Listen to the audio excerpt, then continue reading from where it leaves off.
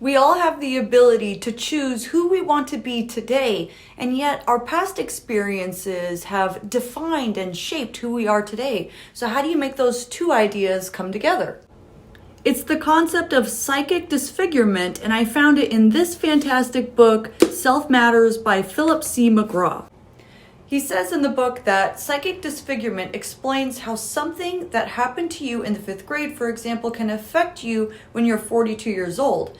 If there is some possibility that it plays a part in your self-concept, now is the time to begin thinking about that possibility.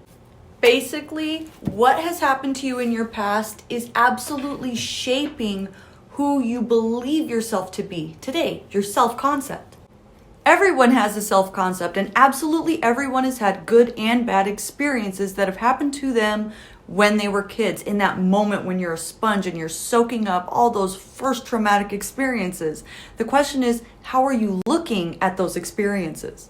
You may be thinking, yeah, I've had some terrible things happen to me in the past, but I'm the kind of person that's positive and I move forward and I push past things. Or maybe you're thinking, no, I had some really terrible things that have happened to me in my past and I know it affected me poorly.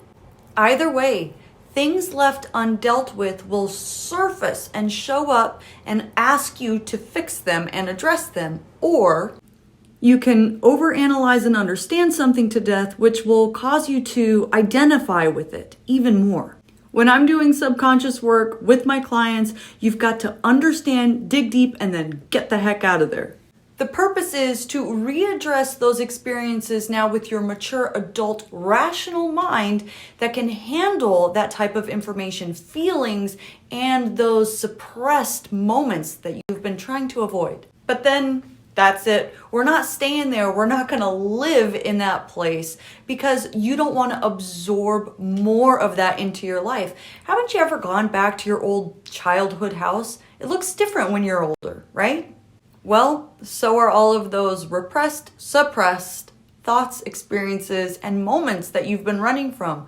Readdress them. You're a lot bigger now. They're not as scary.